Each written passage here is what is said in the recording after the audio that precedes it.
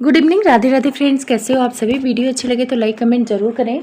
तो यहाँ पे मैं स्विगी का जो वीडियो आया है उसके बारे में भी बात करूंगी। उसमें थोड़ा बहुत चीज़ें समझ में आया है कि उसका और जगत भाभी का क्या रिश्ता था, जगत भाभी उससे बात क्यों करती थी, और साथ में आंटी जी जगत भाभी के लिए स्टैंड लेती हुई नजर आई, पर खुल के नहीं ले रही है। क्या बात है कि राज फैमिली जगत भाभी का खुल के स्टैंड नहीं ले पा रहा है।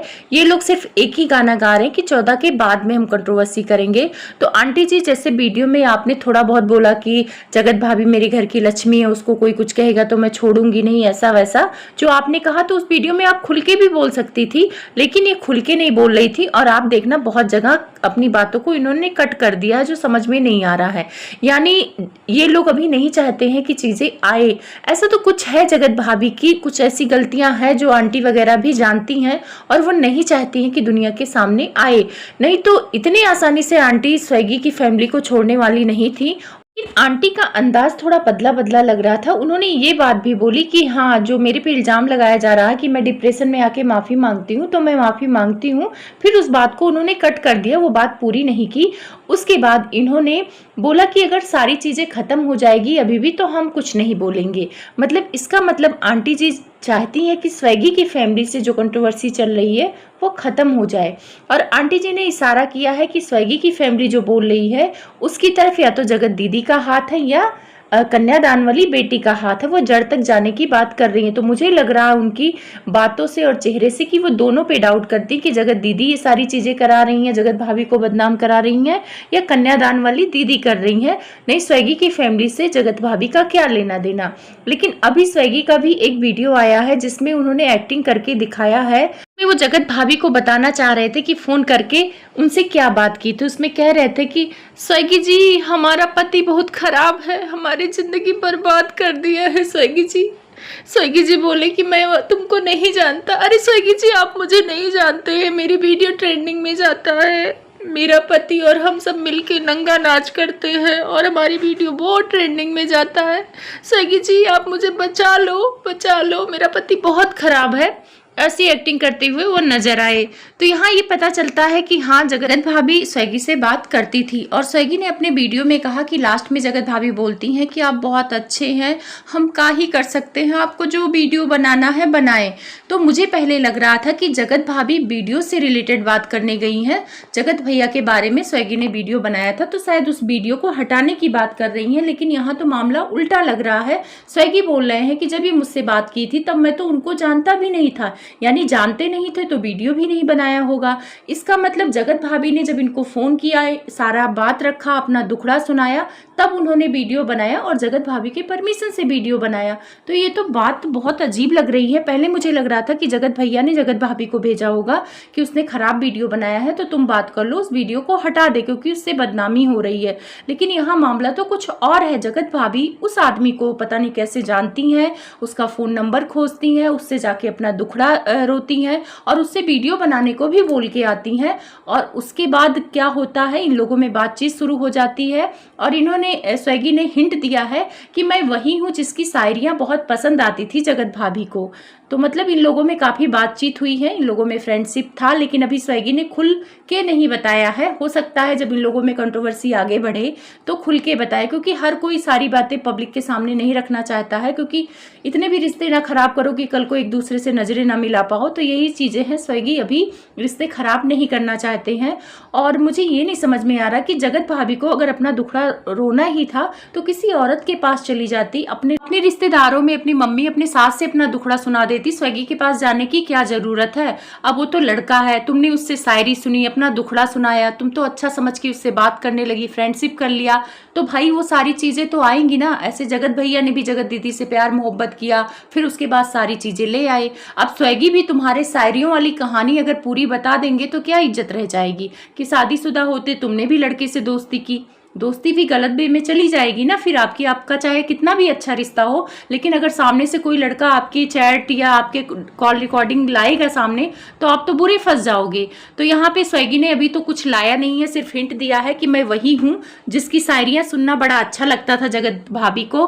और जगत भैया को बोला है कि आप लोग बोल रहे हो कि मैं कौन हूँ और मेरी माँ को बोल रहे हो कि मैं कौन हूँ, तो अपने मेहरारू को बैठाना और अपने होने वाले बच्चे की कसम देना और पूछना कि मैं कौन हूँ, तो वो अच्छे अच्छे से बता देंगी, मैं तुम लोगों को जानता भी नहीं था। स्वेगी ने कहा, जगत भाभी ही मुझसे बातचीत करने आई थी, मैं आप लोग को नहीं जानता था, आप लोग कौन सा ब्लॉग बनाते हैं ये भी नहीं पता था। जगत भाभी ने ही स्वेगी को बताया कि मेरा ट्रेंडिंग में ब्लॉग जाता है, सर्च करके देखो। और उन्होंने बच्चे की भी कसम दी है, होने वाले बच्चे की, कि अगर मैं झूठ बोल रहा हूं तो तुम लोग सच्चाई बोलो कि क्या है सच। तो यहाँ पे मामला कुछ अजीब लग रहा है। अब देखो इन लोग का क्या पढ़ते निकल के आती हैं। उधर आंटी भी काफ़ी ठंडा महसूस कर रही हैं, बहुत ज़्यादा नहीं बोली हैं स्वेगी की फैमिली को, 14 तारीख का वेट कर रही हैं। इधर स्वेगी ने कुछ बातों को और क्लियर किया कि आप लोग लल्हुआ और काली मिट्टी जिसको मैंने बोला है वो बेंगलोर वाली दीदी के लिए नहीं था, वो था लप्पू भैया और लप्पी के लिए था। तो भाई लप्पू को ही क्यों बोलना काला और ये सारी चीज़ें। फिर इन लोगों का कहना है कि हम लोगों ने वो भादो और सावन वाला बात इसलिए किया था मेढक टर्रटर, क्योंकि जगत भैया ने ही पहले बोला था कि मेरे दुश्मन को बुला लिया है और इसलिए मुझे वहाँ आना भी नहीं था। और इनके ही कोई जान पहचान वाले वहाँ गए थे फंक्शन में जगत भैया के, तो उन्होंने ही स्वेगी से बोला था कि जगत भैया को बड़ी प्रॉब्लम हो रही है मेरे आने से। तो वही स्वेगी कह रहे हैं कि मान सम्मान के साथ मुझे कन्यादान वाली दीदी इनकी बुलाई थी, तो मैं वहां गया था, तो जगत भैया को प्रॉब्लम क्यों हो रही थी, मैं इनका दुश्मन कहाँ से हो गया है। तो यहाँ पे मामला बहुत गंभीर लग रहा है। लगता था कि जगत भैया ने पोक नहीं किया है, स्वेगी की मम्मी ने ही ऐसे ही अनाप शनाप बोलने लगी जगत भाभी और जगत भैया को। आप लोग ब्लॉग देखते हो तो आप लोग कमेंट करके बताना, बहुत सारे ब्लॉग मेरे से छूट जाते हैं, तो हो सकता है किसी ब्लॉग या लाइव में जगत भैया ने पोक किया हो, लेकिन ये दुश्मन वाली बात तो जो बोला था जिस वीडियो में उसमें मैंने ही देखा है। तो हो सकता है इस दुश्मन वाली बात से स्वेगी काफ़ी वो हुए हैं कि मुझे दुश्मन बोल रहा है। और जगत भैया के भी कुछ जान पहचान वाले गए हैं जो दगाबाजी किए हैं, जगत भैया ने उनसे कुछ बोला होगा और वो स्वेगी से जाके बता दिए हैं। तो शायद यही ये लोग दुश्मनी निकाल रहे हैं माँ बेटे, और जगत भैया के खिलाफ ट्रेन में इन लोगों ने मजाक बनाया मेढक टर्रटर।